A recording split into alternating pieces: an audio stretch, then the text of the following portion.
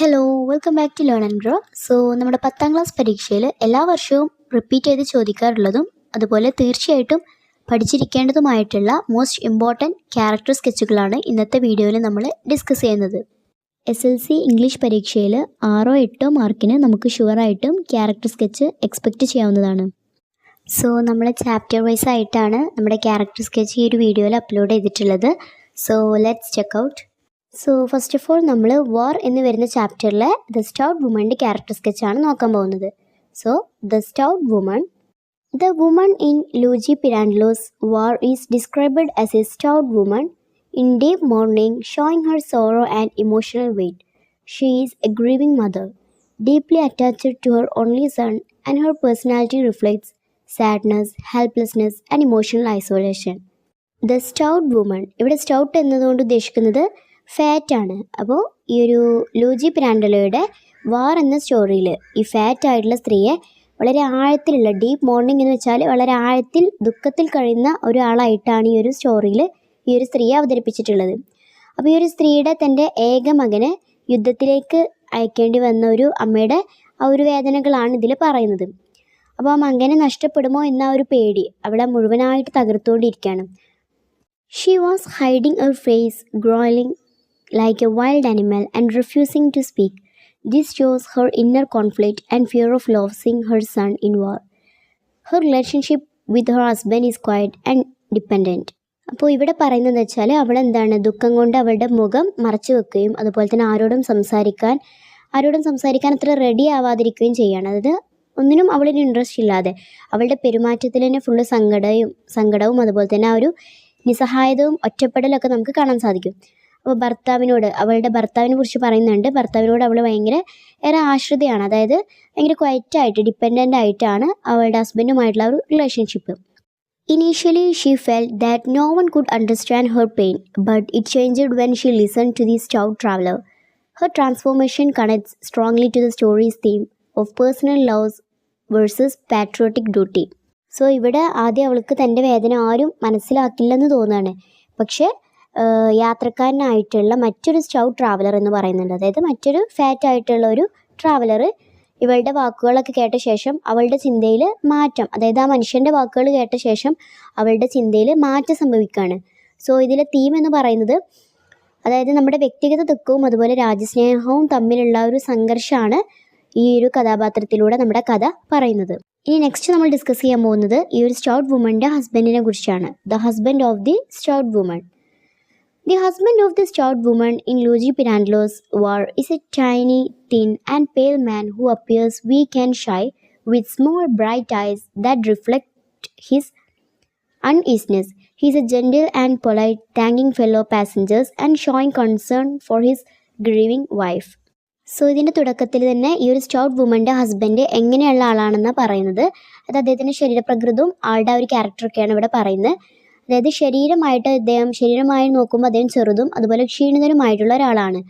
അവൻ്റെ രൂപത്തിൽ തന്നെ ഒരു ദുർബലതയും അതുപോലെ ആ ലജ്ജാശീലവും നമുക്ക് കാണാൻ സാധിക്കും. അതുപോലെ അവൻ്റെ കണ്ണുകളിൽ നമ്മുടെ ബ്രൈറ്റ് ഐസ് എന്ന് പറയുന്നുണ്ട്. കണ്ണുകളിൽ എപ്പോഴും ഭയങ്കര ആശങ്കയും ഭയവും നിറഞ്ഞിരിക്കുകയാണ്. അവൻ തൻ്റെ ഭാര്യയുടെയും അതുപോലെ മകൻ്റെയും കാര്യത്തിൽ എപ്പോഴും വളരെയധികം വിഷമിക്കുന്ന ഒരാളാണ്. അതുപോലെ he's A gentle and polite, അതായത് വളരെ വിനീതവും ഭയങ്കര സൗമ്യനുമാണ്. അപ്പോൾ ട്രെയിനിലുള്ള മറ്റു യാത്രക്കാരോട് എപ്പോഴും നന്ദി പറയുകയും ഭാര്യയുടെ അവസ്ഥയെക്കുറിച്ച് വിശദീകരിക്കുകയും ചെയ്യുന്നുണ്ട് ഇദ്ദേഹം. അപ്പോൾ ഇതിലൂടെ അവന് സഹാനുഭൂതി തേടുന്ന ഒരാളാണെന്ന് നമുക്ക് മനസ്സിലാക്കാൻ സാധിക്കും. His main role in the story is to comfort her about their only son's departure for war.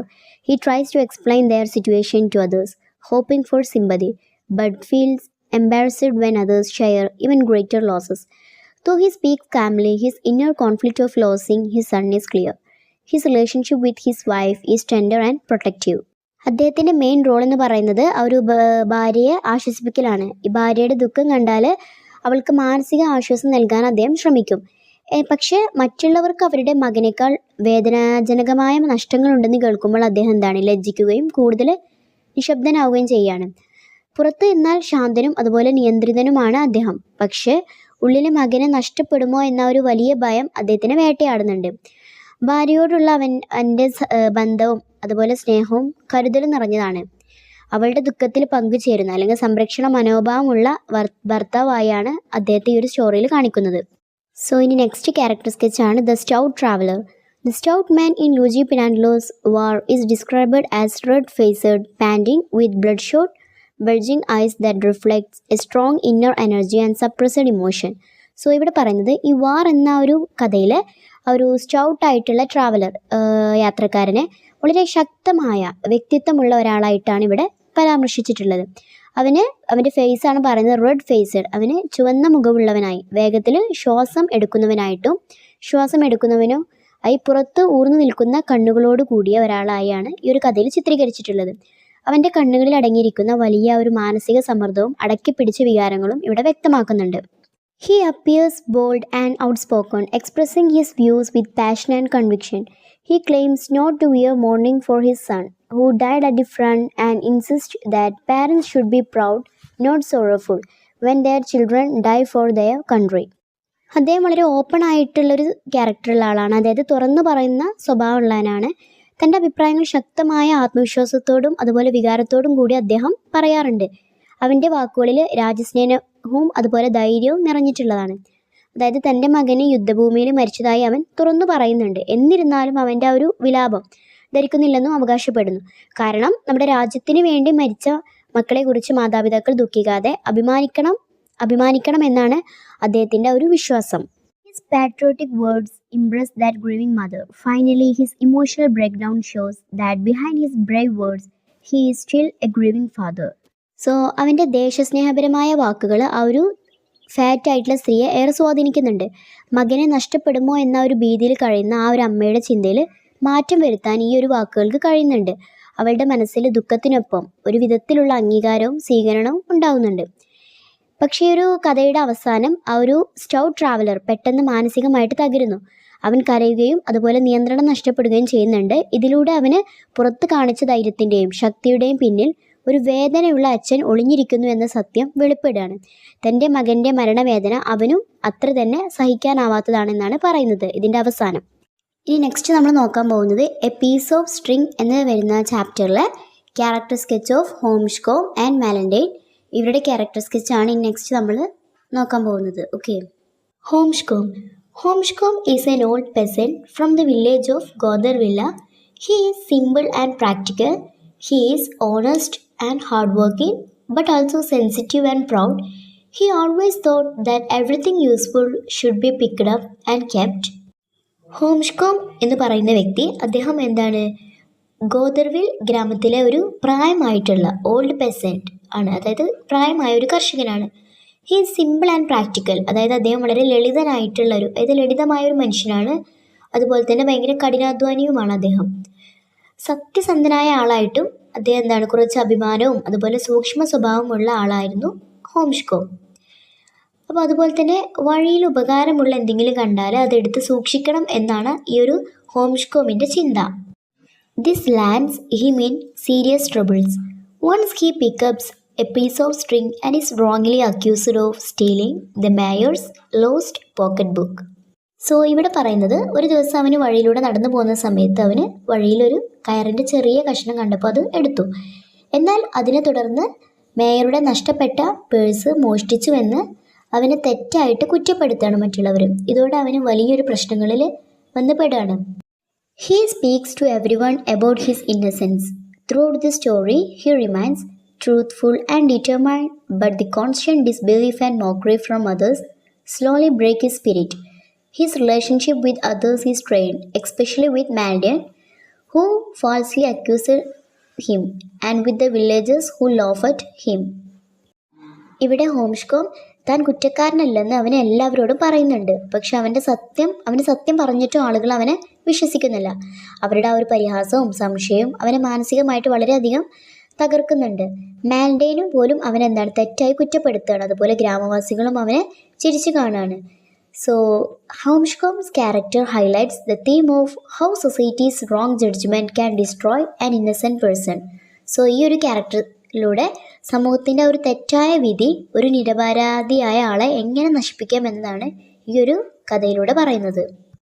Malendane is a harness maker in the town of Gotherville. He is quick to judge. He is doubtful and unfriendly, especially toward Homeshko. They are not good in terms of with each other. When he sees Homeshko picking up a piece of string. Valentine Goderville എന്ന ഒരു പട്ടണത്തിലെ ഒരു കുതിരകവചം നിർമ്മിക്കുന്ന ഒരു തൊഴിലാളിയാണ്, അതായത് horns മേക്കറാണ്. അപ്പോൾ അദ്ദേഹത്തിന് പറഞ്ഞാൽ പെട്ടെന്ന് മറ്റുള്ളവരെ സംശയിക്കുന്ന ഒരു സ്വഭാവമുള്ളവനും അതുപോലെ മറ്റുള്ളവരെ കുറിച്ച് തെറ്റായിട്ട് വിധിയെഴുത്തുകൾ നടത്തുന്ന ആളുമാണ് ഇദ്ദേഹം. പ്രത്യേകിച്ച് നമ്മുടെ ഹോംഷ്കോം എന്നയാളോടുള്ള അവൻ്റെ സമീപനം വളരെ അസൗഹൃദപരവും അതുപോലെ വൈരാഗ്യപൂർണ്ണമുള്ളതുമാണ്. അതുപോലെ തന്നെ ഇവർ തമ്മിൽ നേരത്തെ തന്നെ നല്ല ബന്ധമൊന്നുമില്ല. He wrongly assumes it is the lost pocketbook and reports it to the mayor. His action seems to be driven by personal dislike and a desire to harm Homeshcom's reputation.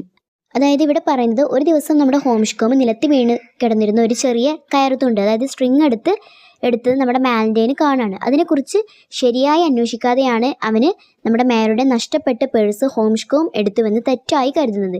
ഉടൻ തന്നെ അവൻ ഈ വിവരം മേയറോട് അറിയിക്കുന്നു. ഇതിലൂടെ നമ്മുടെ മാലന്റൈൻ ഹോംഷ്കോമിൻ്റെ നല്ല പേരിനെ നശിപ്പിക്കാൻ ശ്രമിക്കുന്നവനായിട്ടാണ് മാറുന്നത്. Malentine does not change throughout the story. He remains firm in his false accusation even after the truth is revealed. His relationship with Homeshcom is marked by hostility and mistrust. മാലന്റൈൻ്റെ പ്രവൃത്തികൾ വ്യക്തിപരമായ വൈരാഗ്യവും അസൂയയും കൊണ്ടാണ് നയിക്കപ്പെടുന്നത്. അതായത് നമ്മുടെ സത്യം പുറത്തു വന്നാലും ഹോംഷ്കോം നിരപരാധിയാണെന്ന് തെളിഞ്ഞാലും മാലന്റൈൻ തൻ്റെ തെറ്റായ ആരോപണത്തിൽ നിന്ന് പിന്മാറുന്നില്ല. അവൻ തൻ്റെ തെറ്റ് സമ്മതിക്കാൻ തയ്യാറാകാതെ പിടിവാശിയുള്ള ഒരാളാണ്. ഈ മാലന്റൈൻ എന്ന കഥാപാത്രം കഥയിൽ സമൂഹത്തിലെ തെറ്റായ വിധിന്യായവും മുൻവിധിയും മറ്റുള്ളവരെ വേദനിപ്പിക്കുന്ന ആരോപണങ്ങളും എത്ര അപകടകരമാണെന്ന് കാണിച്ചു തരികയാണ്. അതായത് അവൻ്റെ സ്വഭാവം കാരണം ഒരു നിരപരാധിയായ മനുഷ്യൻ്റെ ജീവിതം തന്നെ തകർന്നു പോകുന്നതാണ് നമ്മുടെ ഈ ഒരു കഥയിലെ സന്ദേശമായിട്ട് നൽകുന്നത്. ഇനി ഇതിൽ ലാസ്റ്റായിട്ട് വരുന്നത് ശകുന്തളം എന്ന ചാപ്റ്ററിൽ വരുന്ന 2 ക്യാരക്ടർ സ്കെച്ചുകളാണ്. ഒന്ന് ശകുന്തളയുടെയും മറ്റൊന്ന് കിങ് ദുഷ്യന്തയുടെയും ക്യാരക്ടർ സ്കെച്ചാണ് ഇനി നമ്മൾ നെക്സ്റ്റ് നോക്കാൻ പോകുന്നത്. Shakuntala is the foster child of Sage Kanva. She appears as a gentle, graceful, and deeply compassionate young woman. She cares for the trees of the hermitage with genuine affection, calling them for her sisters. Shakuntala മഹർഷി കണ്ണൻ്റെ വളർത്തുമകളാണ്. അവൾ കാടിനകത്തെ കണ്വാശ്രമത്തിലാണ് വളർന്നത്. അതുകൊണ്ട് തന്നെ അവളുടെ ജീവിതം പ്രകൃതിയുമായി വളരെ അടുത്ത് ബന്ധമുള്ളതാണ്. ആശ്രമത്തിലെ വൃക്ഷങ്ങൾ, പൂക്കൾ, വള്ളിച്ചെടികൾ, മൃഗങ്ങൾ എന്നിവയെല്ലാം അവളുടെ കുടുംബാംഗങ്ങളെപ്പോലെ അവൾ സ്നേഹിക്കുന്നുണ്ട്. അതുപോലെ ചെടികളെ നനയ്ക്കുകയും അതുപോലെ പരിപാലിക്കുകയും ചെയ്യുമ്പോൾ അവൾ അവയെ തൻ്റെ സഹോദരിമാരെ പോലെ വിളിക്കുന്നത് അവളുടെ കരുണയും സ്നേഹവും വ്യക്തമാക്കുന്നുണ്ട്. Her introduction through images of vines, blossoms and tender plants emphasizes her innocence and harmony with nature. ശകുന്തളയുടെ സ്വഭാവം വളരെ സൗമ്യവും അതുപോലെ നിഷ്കളങ്കവുമാണ്. അവൾ ലജ്ജാശീലിയുമാണ്, എന്നാൽ ദുർബലയല്ല. അതായത് അവളുടെ സുഹൃത്തുക്കളായ അനസൂയയും പ്രേമവതയും അവളെ കളിയാക്കുമ്പോൾ അവൾ ചിരിയോടെയാണ് പ്രതികരിക്കുന്നത്. അപ്പോൾ ഇത് അവളെ സജീവവും അതുപോലെ സന്തോഷ സ്വഭാവമുള്ളവളാണെന്നാണ് കാണിക്കുന്നത്. She is modest and soft spoken, yet lively enough to tease and be teased by her friends. Her beauty is natural and unforced, showing her simplicity and purity. Shakuntala's nurturing spirit, modesty and untouched grace make her an embodiment of serene, youthful witch. അവളുടെ സൗന്ദര്യം കൃത്രിമമോ ആഡംബരമോ അല്ല, അത് പ്രകൃതിദത്തമായ സൗന്ദര്യമാണ്. Jasmine പൂവിനോട് അവളുടെ സൗന്ദര്യം അല്ലെങ്കിൽ അവളുടെ ശുദ്ധതയും ലാളിത്യവും സൂചിപ്പിക്കുന്നുണ്ട്. ശകുന്തളയുടെ മനസ്സും ജീവിതവും ഒരുപോലെ ശുദ്ധമാണ്. പ്രകൃതിയോടുള്ള അവളുടെ ഒരു ഐക്യമാണ് അവളുടെ ഏറ്റവും വലിയ പ്രത്യേകത എന്ന് പറയുന്നത്. അവൾ മനുഷ്യരോടൊപ്പം മാത്രമല്ല, ചെടികളോടും അതുപോലെ മൃഗങ്ങളോട് പോലും സ്നേഹത്തോടെയാണ് പെരുമാറുന്നത്. അതുകൊണ്ട് തന്നെ ശകുന്തള ഒരു സാധാരണ കഥാപാത്രമല്ല, പ്രകൃതിയുമായി ലയിച്ച ഒരു ആദർശ സ്ത്രീയുടെ പ്രതീകമായിട്ടാണ് നമ്മൾ ശകുന്തളയെ കാണുന്നത്. ഇനി ലാസ്റ്റായിട്ട് വരുന്നത് കിങ് ദുഷ്യന്തയാണ്. അതായത് ദുഷ്യന്തൻ രാജാവിനെ കുറിച്ചിട്ടുള്ള character സ്കെച്ചാണ്. King Dushanta in Kalidas Shakuntalam is described as a noble, compassionate and disciplined ruler. Although he is skilled hunter, he is immediately stops when the hermits warn him not to kill the deer of the sacred grove. His readiness to put down his weapon shows humility, self-control and respect for the holy places. രാജാവ് ദുഷ്യന്തൻ ഒരു ശക്തിയുള്ള ഭരണാധികാരിയാണ്. അവന് ധൈര്യശാലിയും അതുപോലെ കഴിവുള്ളൊരു വേട്ടക്കാരനും കൂടിയാണ്. എന്നാൽ അവൻ്റെ ശക്തിയേക്കാൾ വലുതാണ് അവൻ്റെ ധാർമ്മിക ബോധവും അതുപോലെ തന്നെ ആത്മനിയന്ത്രണവും. ആശ്രമത്തിലെ വിശുദ്ധമായ മാൻ വേട്ടയാടരുതെന്ന് മുനിമാർ പറഞ്ഞപ്പോൾ അവൻ ഉടൻ തന്നെ അവൻ്റെ ആയുധങ്ങളൊക്കെ താഴെ വെക്കുകയാണ്. ഇത് അവന് നിയമത്തിനും അതുപോലെ ധർമ്മത്തിനും എത്ര ബഹുമാനം നൽകുന്നവനാണെന്ന് വ്യക്തമാക്കുന്നുണ്ട് ഇതിലൂടെ. He treats the hermits with courtesy and earns their blessing through this conduct. When he approaches Kanva's hermitage, he removes his royal ornaments. It reveals his modest nature. Dushyanthan സന്യാസിമാരോടും അതുപോലെ ആശ്രമ ജീവിതത്തോടും വലിയൊരു റെസ്പെക്റ്റാണ് കൊടുക്കുന്നത്. അതായത് കണ്വാശ്രമത്തിൽ പ്രവേശിക്കുമ്പോൾ അവന് തൻ്റെ രാജകീയമായൊരു വേഷവും അതുപോലെ അലങ്കാരങ്ങളൊക്കെ മാറ്റി വയ്ക്കുന്നുണ്ട്. അപ്പോൾ ഇതിലൂടെ എന്താ വെച്ചാൽ അവന് അഹങ്കാരമില്ലാത്ത അല്ലെങ്കിൽ ഭയങ്കര വിനയമുള്ളൊരു രാജാവാണെന്നാണ് തെളിയിച്ചിരിക്കുന്നത്. His admiration for Shakuntala is gentle, sacred and silent, showing a refined and observant mind of a pure kind. Overall, he appears as a just king who is strong yet compassionate and powerful yet deeply respectful for rich. ശകുന്തളയെ ആദ്യമായി കാണുമ്പോൾ അവൻ അവളിൽ വളരെയധികം ആകർഷിക്കപ്പെടുന്നുണ്ട്. എന്നാൽ അവൻ്റെ സ്നേഹം ആവേശപരമോ അല്ലെങ്കിൽ അശുദ്ധമോ ഒന്നുമല്ല. അത് ശാന്തവും അതുപോലെ ബഹുമാനപൂർവ്വമായ സ്നേഹമാണ്. അവളുടെ ഒരു ലാളിത്യവും നിഷ്കളങ്കതയും അവനെ ആകർഷിക്കുന്നുണ്ട്. അവനെ അവളെ ഒരു സാധാരണ സ്ത്രീയായിട്ടല്ല കണ്ടിരുന്നത്, ഒരു വിശുദ്ധാത്മാവായിട്ടാണ് കാണുന്നത്. ദുഷ്യന്തൻ ഒരു നീതിമാനായ ഒരു രാജാവാണ്. അവന് ശക്തനും ധീരനുമാണെങ്കിലും കരുണയും മാനുഷികതയും നിറഞ്ഞവനാണ്. അധികാരവും ധർമ്മവും ഒരുപോലെ കൈവശമുള്ള ഒരു ആദർശ രാജാവായി കാളിദാസൻ അവനെ അവതരിപ്പിക്കുന്നുണ്ട് ഇതിൽ. Okay, that's all. If you have any doubts or suggestions please comment down. Thank you for your watching.